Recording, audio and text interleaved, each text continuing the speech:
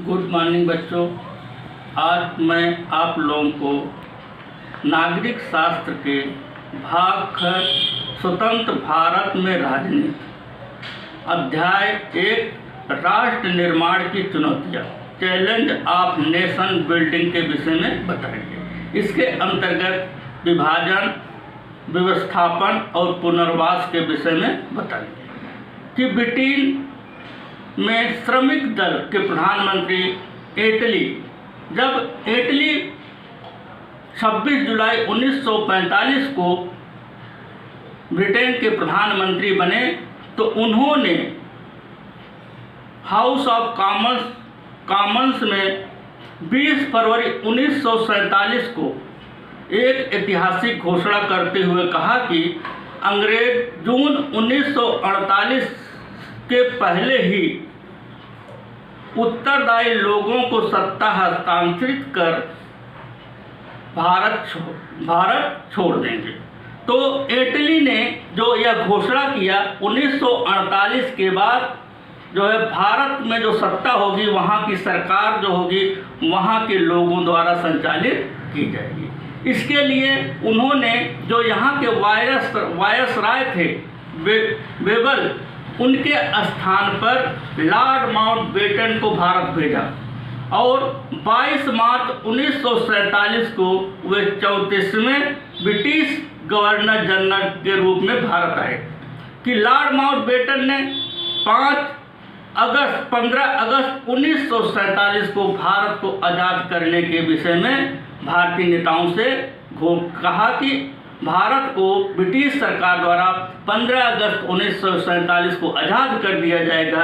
इसके लिए उन्होंने कांग्रेस और मुस्लिम लीग दोनों के जो नेता थे, प्रमुख नेता थे, उनसे लगभग 2 महीनों तक बात किया भारत को कैसा भारत बनाना है, कैसा भारत का निर्माण करना है।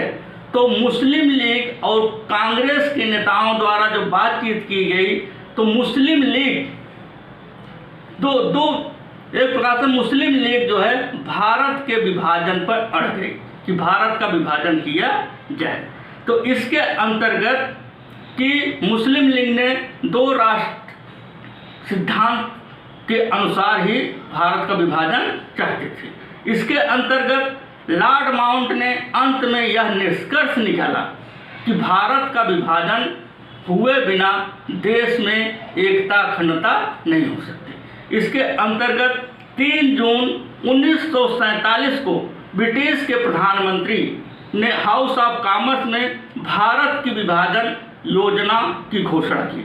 तो जब भारत विभाजन की घोषणा लॉर्ड माउंट के जो आदेश थे या लॉर्ड माउंट ने जो आख्या जो प्रधानमंत्री इटली को दिया, उसके आधार पर उन्होंने हाउस ऑफ कॉमन्स में 3 जून 1947 को घोषणा की भारत का विभाजन किया जाएगा।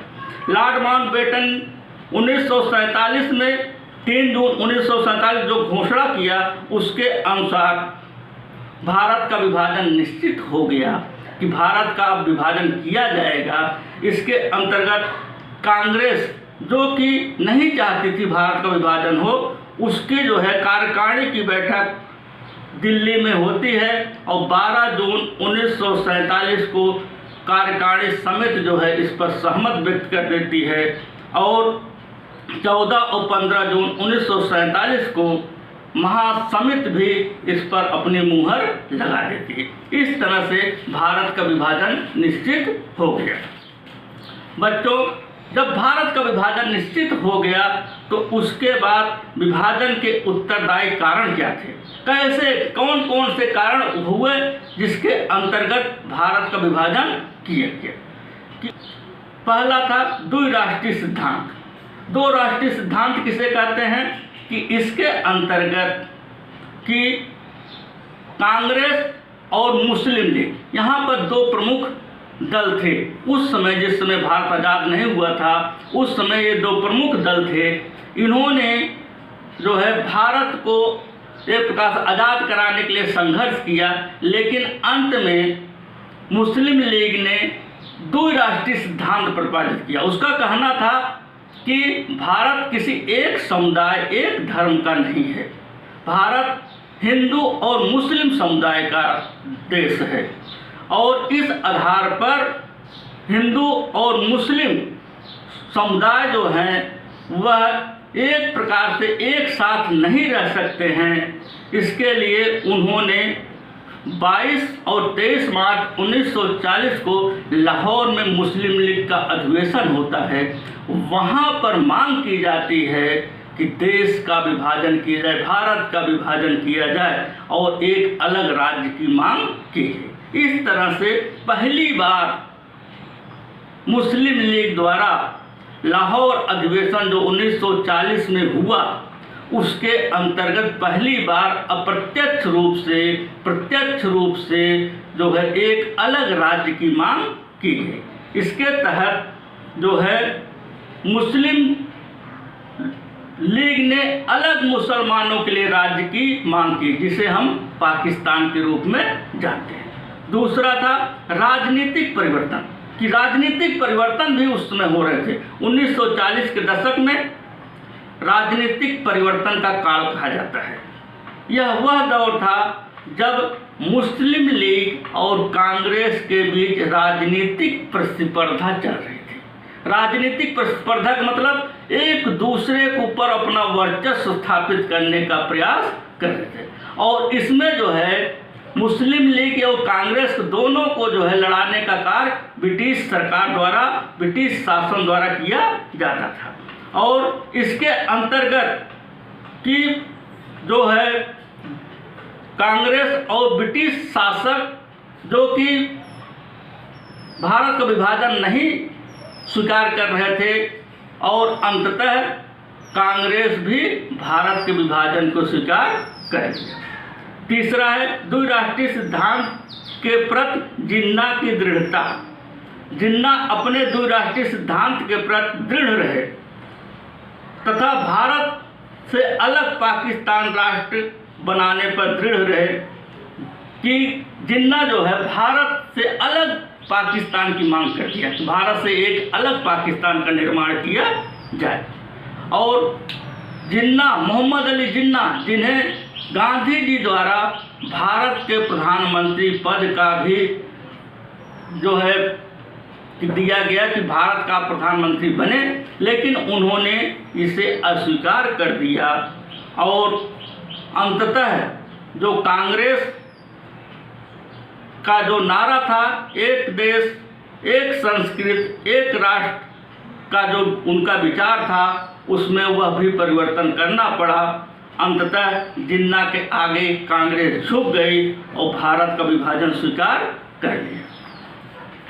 फोर्थ पॉइंट है बच्चों, चौथा पॉइंट है सांप्रदायिक दंगे और मुस्लिम लीग की सीधी कार्रवाई। कि सांप्रदायिक दंगे, कि जब मुस्लिम लीग को संवैधानिक साधनों से सफलता नहीं प्राप्त हुई तो मुस्लिम लीग सांप्रदायिक उपद्रव और दंगे कराने के लिए प्रेरित किया। कि जब उसको संवैधानिक रूप से सफलता नहीं मिल रही थी तो उसने क्या किया, उसने सोचा कि भारत को कैसे सांप्रदायिक दंगों में लपेटा जाए, कैसे भारत में सांप्रदायिक दंगे फैलाए जाए जिससे कि विभाजन भारत का अनिवार्य हो जाए।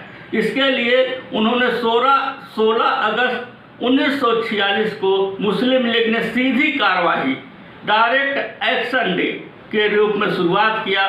सांप्रदायिक दंगे फैलाना प्रारंभ किया, आतंक का माहौल बनाया और हिंदू मुसलमान एक साथ नहीं रह सकते यह नारा दिया कि हिंदू मुस्लिम जो है मुसलमान भारत में एक साथ नहीं रह सकते हैं, इसका नारा मुस्लिम लीग द्वारा दिया गया। और सीधी कार्रवाई के दौरान बच्चों समझो कि सीधी कार्रवाई के दौरान पूरे भारत में दंगे होना शुरू हो गया, माहौल जो है सांप्रदायिक दंगे फैलना शुरू हो गया। इसके अंतर्गत कलकत्ता में, जो कि बंगाल कहलाता था उस समय, उसकी जो राजधानी थी कलकत्ता, वहाँ पर हिंदू मुस्लिम सांप्रदायिक दंगे फैल गए और वहाँ पर हिंदुओं के ऊपर अत्याचार, बहुत ही जुल्म और अत्याचार हुए। और उसके प्रतिक्रिया स्वरूप बिहार में भी दंगे हुए, वहाँ पर मुस्लिमों के साथ अत्याचार और जुल्म हुए। और दंगे का जो केंद्र था, जहाँ पर दंगा बृहद मात्रा में फैला हुआ था, नोआखली में दंगे हुए, जहाँ पर 6000 से ज़्यादा लोग मारे गए। अब बच्चों पढ़ाते हैं आपको विभाजन की प्रक्रिया, कि विभाजन कैसे भारत का विभाजन हुआ, किस तरह से भारत का विभाजन हुआ। देश का विभाजन धर्म के आधार पर किया गया, कि देश का जो विभाजन हुआ था वह धर्म को बनाया गया, धर्म का आधार बनाया गया। इसके अंतर्गत यह निश्चय किया गया कि जिन क्षेत्रों में मुस्लिमों की संख्या ज़्यादा होगी वह पाकिस्तान कहलाएगा और शेष भारत कहलाएगा। इसके अंतर्गत 2 मुस्लिम बाहुल क्षेत्र, बच्चों समझो, 2 मुस्लिम बाहुल क्षेत्र थे उस समय भारत में। 2 मुस्लिम बाहुल क्षेत्र पाकिस्तान बना, जिन्हें हम पश्चिमी पाकिस्तान और पूर्वी पाकिस्तान, वर्तमान में बांग्लादेश जो है वह पूर्वी पाकिस्तान का हिस्सा है, कि कहलाया। वहीं बहुत से मुस्लिम बाहुल क्षेत्र, बहुत से ऐसे मुस्लिम बाहुल क्षेत्र थे जो कि पाकिस्तान में नहीं जाना चाहते थे।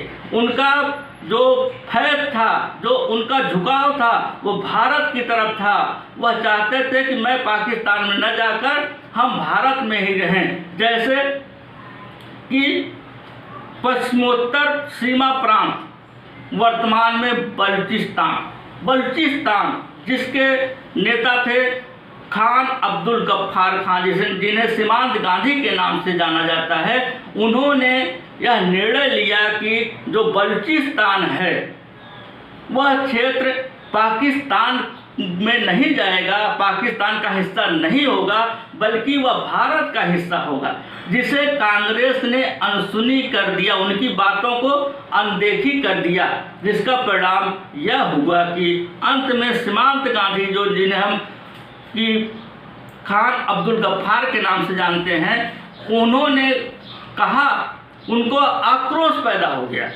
जब उन्होंने कहा कि मैं भारत में रहना चाहता है बलूचिस्तान, हम भारत के हिस्सा बनना चाहते हैं, जिसको कांग्रेस ने अनसुनी कर दिया, अनदेखी कर दिया, उनके बातों को ध्यान नहीं दिया।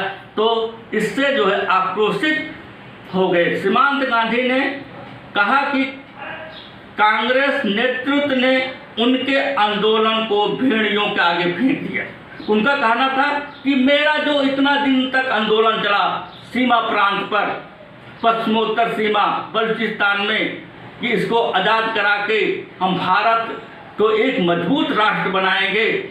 अब जब भारत का विभाजन हो रहा है तो हमको जो है कांग्रेस द्वारा सपोर्ट न करके, हमारा समर्थन न करके, बल्कि हमको पाकिस्तान को सौंपा जा रहा है। उन्होंने पाकिस्तान में जाने से मना कर दिया। इसी से वह आक्रोशित होकर ऐसे शब्दों का प्रयोग किया। तो इस तरह से जो भारत का विभाजन किया गया, भारत के विभाजन में सिंध और बलूचिस्तान के मामले में वहाँ की जो विधान परिषद थी, विधानसभा थी, उसके अंतर्गत विभाजन का ब्यौरा तैयार करने को कहा गया कि बलूचिस्तान और सिंध के जो विधानमंडल होगा, विधानसभा होगी, विधान परिषद होगी, वह भारत में आना चाहते हैं या पाकिस्तान में जाना चाहते हैं, उनके द्वारा निर्धारित किया जाएगा। पंजाब, बंगाल और असम के विभाजन की एक सीमा आयोग का गठन किया। पंजाब, असम और बंगाल के विभाजन के लिए एक सीमा आयोग का गठन किया गया। किस सीमा तक भारत के अंग होगा, किस सीमा तक पाकिस्तान का अंग होगा, सीमा आयोग द्वारा निर्धारित किया जाएगा। और रजवाड़ों को यह जो है